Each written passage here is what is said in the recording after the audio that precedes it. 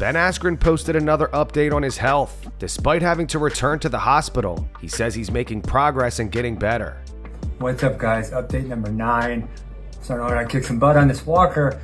I did a full lap earlier. That was the first time I did a full lap. So I'm gonna try to do a full lap again.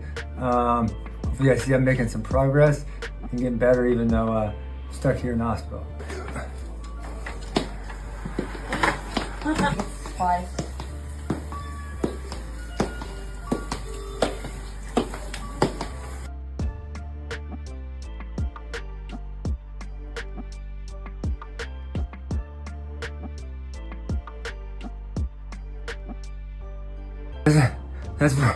That's progress.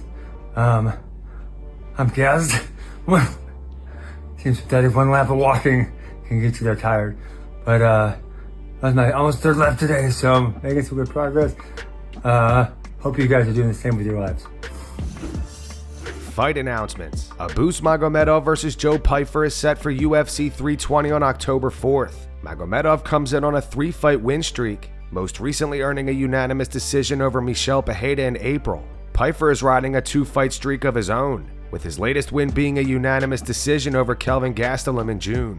Artem Lobov versus Zubaira Tukhugov has been booked for PFL Dubai on October 3rd. This is the rivalry that originally sparked the infamous Conor McGregor versus Khabib Nurmagomedov feud. It'll be Artem's first MMA fight since his unanimous decision loss to Michael Johnson back in 2018. Tukhugov also returns from a long layoff, with his last appearance being a split decision win over Elvis Brenner at UFC 284 in 2023.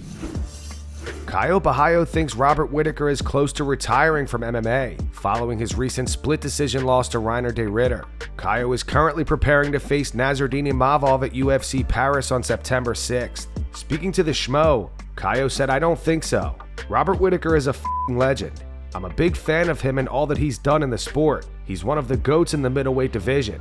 But right now, I feel that it seems he doesn't want to be there anymore. His face says that. His body expressions say that. I don't think he wants to go in there and do like a 5-round war again. I don't believe that. With all due respect to him, I'm a big fan, but right now, it's just not his moment anymore. I think he's very close to retire or something like that." Renato Moicano made an appearance on the Ariel Helwani show yesterday and fired back at Brendan Schaub. For those who missed it, last week Brendan went off on Renato for not accepting the UFC antitrust lawsuit settlement money, which Renato said was about $200,000. Renato called Brendan's comedy special f***ing terrible. Last thing that I want to say is, sometimes when I'm doing the Show Me the Mind podcast, I cannot articulate like that. I cannot say the things that I believe in because it's a 1-hour show and I have to be funny. You know, I have to be funny. I want to be funny. Sure. I'm speaking on my second language, and so that's why I can understand why the people clip and they say, "Hey, this guy is dumb," you know. And if you think yourself as dumb, think the people that watch the Brandon Schaub show on YouTube, the comedian, the special, that's terrible. Okay, brother? Even I can do better than that, brother. And I don't even speak English, and I can be funnier than you, my brother. So, gosh. Papa catches stray. Oh dear. Oh okay. Dear. Chael Sonnen is extremely confident that the UFC is working on booking Ilia Topuria versus Arman Tsarukyan next, despite Ilia recently saying he'd rather vacate the lightweight belt than defend it against Arman. Speaking to MMA Junkie, Chael said, "Outside of illness or injury, even if I'm breaking news to you, I'm not sharing my opinion, I'm sharing a fact with you. It's Arman versus Ilia. That is 100% the plan. There's a couple things that have changed for Tsarukyan.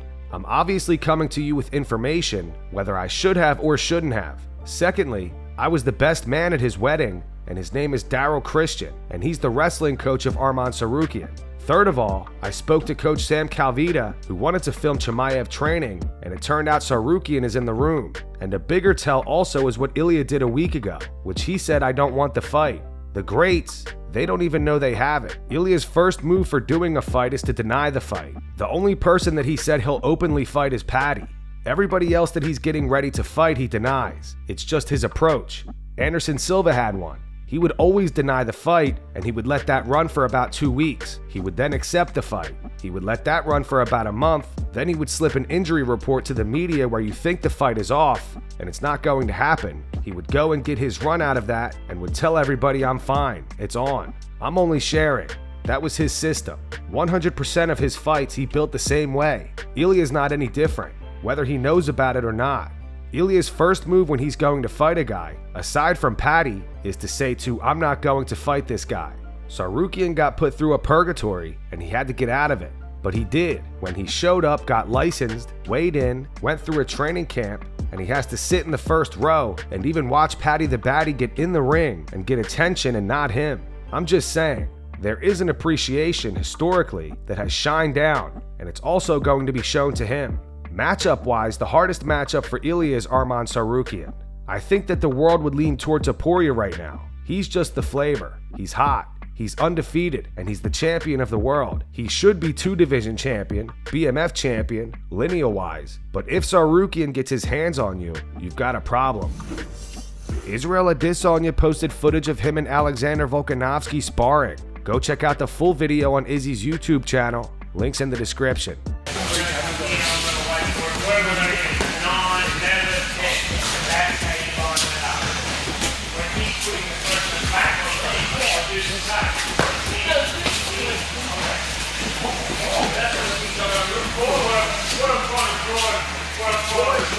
That's no rounds. That's no.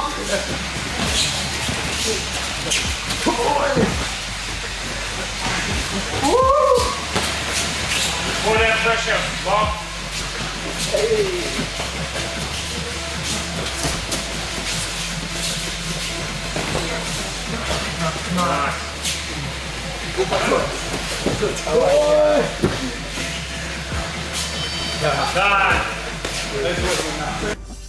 Sean O'Malley gave his take on Merab Dvalishvili's upcoming title defense against Cory Sandhagen. He said if Merab can get a hold of Cory, it could be a long night for him. O'Malley also talked about the possibility of facing Cory down the line himself, saying it's a fight that's bound to happen. You know, it's me and Cory have very similar styles. Cory did do a really good job against Umar, creating scrambles and like keeping his hips high when Umar tried to get to his back. Umar and Merab have different grappling strengths and techniques, but man, I think if Merab can get a hold of Cory, I just don't see. Merab felt so strong and just really strong in those certain positions. His gas tank's ridiculous. I don't know. I think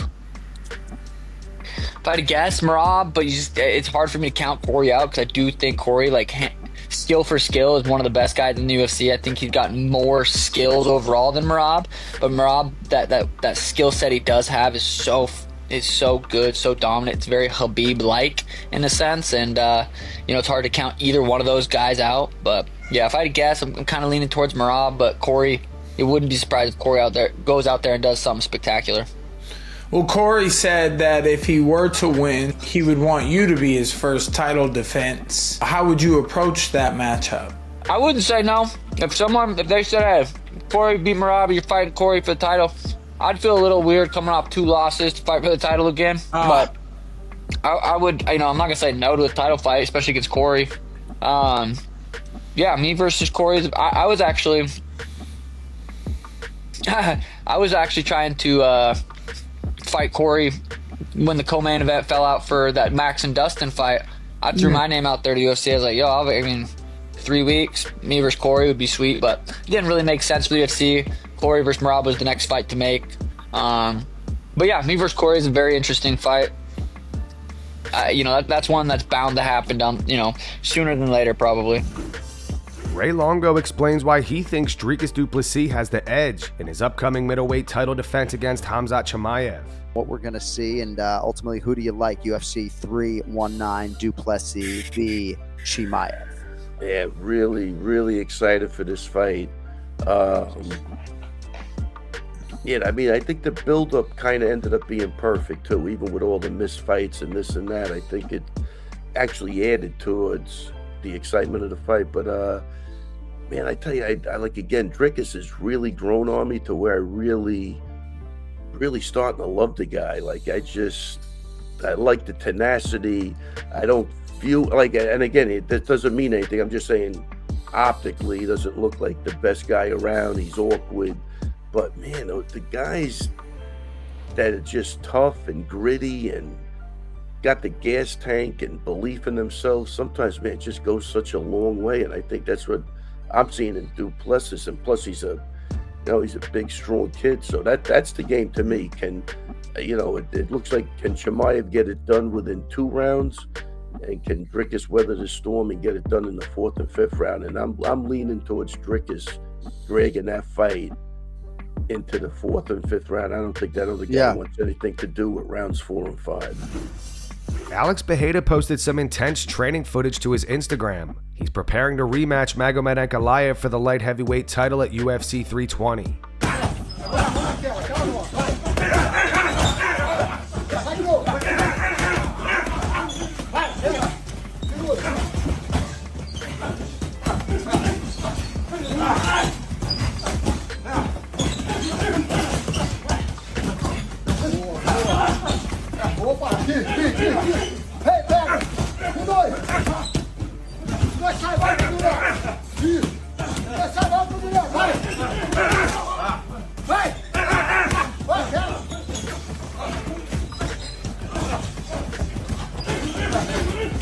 Mano! Sai! Toma retada, vai! Aqui! Vai! Rodeia! Rola o pau! Isso! Deixa não! Trabalha! Não vai levantar! Não vai fazer isso! Boa! Stay on! Stay down! Last week, Dean Thomas said that if Khamzat Chimaev beats Dricus Du Plessis at UFC 319 and becomes the new middleweight champion, it would be a disaster for the UFC. Dean pointed out Khamzat's reliability issues, saying that whenever he's booked, there's always a concern he might not make it to the fight. Belal Muhammad responded to this on his YouTube channel and explains why he completely disagrees with Dean. I don't know what the fudge Dean Thomas is talking about, but I think he's way off on this one. I think it'll be one of the biggest things for the UFC. If Chimaev wins the belt, I think it'll be probably one of the biggest stars, superstar right now the UFC has. He's already a star. He already has that invincible aura about him. I think it's only going to get bigger, especially if he goes out there and dominates Dricus, who's on a hot streak. And I think he can. I think he can go out there and finish him dominantly, or even like Habib said, just strike him. I think he can outstrike him. He'll make it look easy if he keeps it on the feet, I think. Yeah, Dricus has a chin, he has cardio, he has an awkward style, he has toughness, but I think Chimaev's a lot cleaner. If he keeps it standing, I think he'll be able to keep that pace the whole 5 rounds and even hurt him. He's showed a lot of his power, and he's shown that he's working hard. He's only getting stronger at 185, showing his body is forming out to it, so I do think he could do it dominantly. I know Dean Thomas said that he won't be as active, but I think a lot of that just comes from not being able to get into the U.S. Now he's in the U.S., he's been training in L.A., he's fighting in Chicago, especially if he wins the belt. I think it'll be easier for him to stay down here. I think you're way off, Dean. Cheering for Chimaev. I think he wins. I hope he wins. Dricus, you suck. But yeah, Chimaev, you need anything in Chicago, hit my line. Dricus Du Plessis says that Israel Adesanya is the best opponent he's faced thus far. The two fought last summer, and Dricus won via submission in the 4th round. In an interview with Betway, Dricus said, "My toughest opponent to date? Well, that's a very open-ended question because there were fights that were the hardest for me. I have to say probably Adesanya was the best guy I faced, in his specific area. Probably the fight I was most nervous for, just in terms of how good he is. He can catch you with anything, anytime. All the time I spent looking up to him and studying him, because he was the benchmark, knowing what he's capable of. I think he's the best guy I've faced. And obviously if you watch that fight, it was one hell of a fight. It was a tough night at the office for both of us. But then when you just go on pure toughness, you have to go with either Brad Tavares or Sean Strickland. Just the amount of damage they were able to take and just keep going." Jon Anik wasn't too happy with Sean O'Malley calling for a short notice fight against Cory Sandhagen. Cory is set to challenge Merab for the bantamweight title at UFC 320. Anik said it left a bad taste in his mouth and explains why he thinks it makes absolutely no sense. The official Anik and Florian podcast posted the clip to X. It says Jon Anik is not happy with Sean O'Malley for asking to fight Cory Sandhagen on short notice. I love Sean O'Malley, right? But when I read that he called the UFC and asked for Cory Sandhagen on short notice, in New Orleans when they needed a co-main event. It left a bad taste in me, right? Because in a championship world, right, how does a fight between the former champion O'Malley, who just came off the loss to Merab, and the number one contender Sandhagen make any sense right now? You know, I understand sometimes stars are thrusted into big spots, Ray, because the UFC needs fight. But yeah. if O'Malley and Sandhagen are ever going to fight, let's not do it hastily on 3 weeks' notice, right? Because Sean's trying to sort of, you know, get a bad taste out of his mouth. Like, thankfully, like, you know, there was no sort of motion to do that. I mean, Sandhagen would only laugh if that call came in. But, you know, like, I don't know. I just wanted to bring that to your attention because that just left a bad taste in my mouth. I was like, what are we doing? What are we doing with that? You know? Yeah, well, you get to see a guy's true colors when things aren't going as planned, and I think that's part of what you're seeing. You know what, like Kenny, like that Aljamain Sterling Sean O'Malley fight and the timeline that happened is always going to leave a weird sort of taste in mouths of a lot of people. And this is just like, what? Like, you can try to fight Cory on like he's fighting for the title. Like, what do we do? And that's going to wrap it up for the news. Thanks for watching. For daily MMA news and content, subscribe to Full Mount MMA and click the bell icon to be notified when we post videos. Here are the 3 top comments from last video. The first one's from Largemouth Fisherman 5298. It says, Aiden straight up saying that he doesn't want to out a fellow scammer is wild. The second one's from Project X7. It says, O'Malley lost even worse in the second fight. Why would anyone want to see that again? And the final one's from Clayton Bigsy. It says, John Jones is gay as the top comment is diabolical. Man, I feel like that's the top comment every other video. Those were the 3 top comments from last video. If you want to be featured in the next one, all you have to do is comment down below. And if you missed yesterday's news, click the video on screen right now to get caught up.